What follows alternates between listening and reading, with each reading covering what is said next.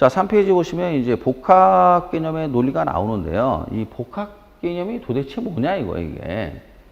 이 복합 개념이란 논리가 뭐냐. 그러니까 한마디로 얘기해서요. 이제 좀 더 구체적으로 부동산 상품이라는 것을 우리가 이제 해석을 하는 겁니다. 이것을.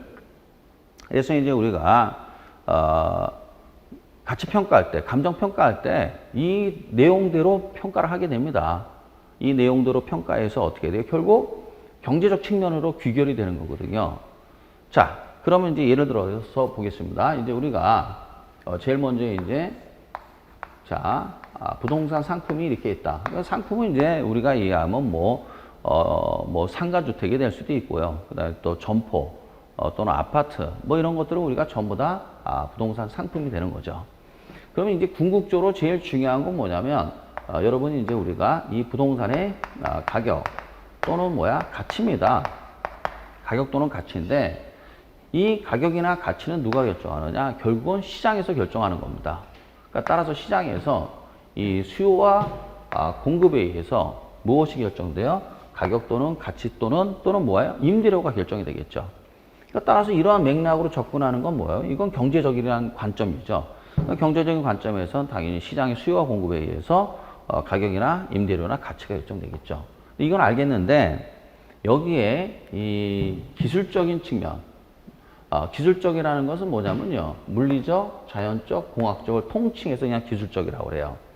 왜 유형이라 하느냐? 있을 조자, 형태 형자. 눈에 보인다 이거죠. 그 다음에 이제 경제적은 이제 법률적은 무형이에요. 없을 무자, 형태 형자. 형태가 없다. 이런 얘기인데. 자, 그러면 왜 여기서 이제 기술적이나 또는 법률적인 내용이 들어오느냐? 이 가격에 또는 가치에 당연히 잘 보세요. 이 기술적인 측면이 당연히 영향을 미치는 겁니다. 기술적이라는 건 물리적이나 또는 토목공학적, 시공 이런 거 전부 다 통칭해서 우리가 기술적이라고 그래요. 그러면 예를 들어서 이런 얘기입니다. 우리가 이제 그 주거용은 방향이 중요하니까 이 남향이 나와줘야 된다 이거죠. 이게 거실 기준 남향이 나와야만이 제값을 받는다 이거죠. 그러니까 따라서 우리가 방향이라는 것을 우리가 이제 분석을 합니다.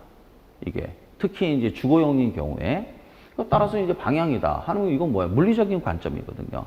이 방향이 당연히 이 가격에 영향을 미치는 겁니다. 그러니까 우리가 방향이 중시 여기는 거죠. 그 다음에 이제 또 뭐가 있느냐?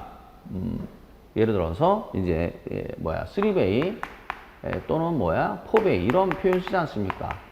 요즘 그 아파트들 평면도를 보면 3베이, 4베이 이게 나와요. 그러면 아무래도 2베이보다는 3베이, 3베이보다는 4베이가 더 가격이 높겠죠. 그래서 이거를 이제 선호하니까 이게 이제 이거 분석을 하는 거죠. 이게 영향을 미치니까. 자, 또 하나 예를 들면 이렇죠. 예를 들어 요즘 흔히 이야기하는 게 뷰입니다. 뷰. 그죠? 뷰. 요즘 뷰란 말 많이 쓰는데 결국 조망 아닙니까? 조망. 그래서 이제 조망이 나오느냐 안 나오느냐에 따라서 이 가격 차이가 현저히 납니다, 여러분. 이게 저층이냐, 로얄층이냐 이거 얘기하는 겁니다. 그러면 이런 것들을 우리가 그냥 뭉뚱그려 가지고 기술적 측면이라고 그래요. 그러면 이 기술적인 내용이 당연히 이 가격, 경제적인 측면에 영향을 미치기 때문에 우리가 분석을 할 수밖에 없다. 그 다음에 또 하나가 뭐냐면 이제 법률적인 겁니다. 법률적인 거. 이걸 또 보게 되는데 왜 그러냐? 이 내용이 이 가격에 영향을 미치기 때문에 그렇습니다. 예를 들어서 이제 소유권에 제한 물권이 있다든가 하자는 흠결이 있다든가 하면 당연히 가격에 영향을 미치는 거죠.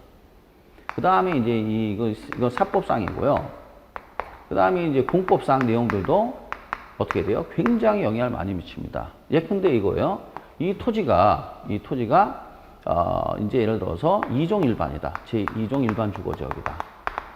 그럼 예를 들어서 그럼 이건 이제 중층 아파트만 올라간단 말이에요. 근데 3종 일반이다? 그럼 고층 아파트가 들어가거든요. 그럼 당연히 3종 일반이 훨씬 땅값이 비싸죠. 이게 용도 지역에 비해서. 그러면 이제 더 비싼 건 여기서 요 정도만 합시다. 자, 그래서 이제 3종 일반이 더 일반적으로 더 비싸단 말이죠. 또는 이제 뭐냐면 이 규제가 들어오잖아요. 이 규제가 뭐냐면 예를 들어서 투기과열지구나 또는 뭐야 조정대상지역 또는 토지거래 허가구역 이런 거 지정이 되게 되면 어떻게 해야 돼요? 수요가 붙을 수가 없어요. 그래서 이제 가치가 떨어지는 가격이 떨어지는 경향이 있죠. 그래서 이런 거를 분석할 수밖에 없다는 얘기죠. 그러면 역시 이러한 내용이 당연히 어떻게 돼요? 가격 영향을 미치는 겁니다. 그래서 우리가 결국 이게 이제 종합과학이 되는 건데요. 그래서 이제 우리가 무슨 과학이라고 그래요? 종합과학이라는 말을 씁니다. 이게 결국은. 자, 정리하겠습니다. 일단 우리 감정평가사 이 공부 처음 공부하는 분은 지금 이게 무슨 말인가 이렇게 어떻게 돼요? 받아들일 수도 있습니다. 그렇지만 여러분들 그 오늘 배우는 데서는 약 3문제에서 4문제 정도 나옵니다. 오늘 진도에서. 3문제에서 4문제 정도 나오는데요. 그거 다 맞춥니다. 신경 쓰지 마시고 혹시 수업을 듣다가 이해가 안 되는 거는 여러분들이 이제 민법이나 관계법규 수업 들으면 또는 다 해결되는 부분들입니다. 그러니까 너무 걱정하지 말고 그냥 혹시 그 용어 때문에 못 알아들으시면 그냥 패스하시면 돼요. 그리고 어차피 여러분들이 관계법규나 민법 공부하시기 때문에 다 헤아릴 수가 있습니다. 자, 됐습니다. 그래서 결국은 이 제일 중요한 게 이 경제적인 건데 이 경제적인 거에 내용에 기술적이나 법률적인 내용이 영향을 미치는 거죠. 그래서 우리가 전체적인 거를 다 봐야 되는 거죠. 그래서 무슨 과학의 성격을 띈다? 종합과학의 성격을 띈다. 이렇게 되죠. 그래서 여러분들이 이제 뭐냐면 이런 내용들을 이제 앞으로 주로 많이 배우는 건 2차죠. 2차에 가서 감정평가 이론이나 감정평가 실무에서 이런 것들은 이제 디테일하게 이제 여러분들이 헤아리게 되어 있습니다. 자, 그래서 이런 걸 무슨 개념이라고 그래요?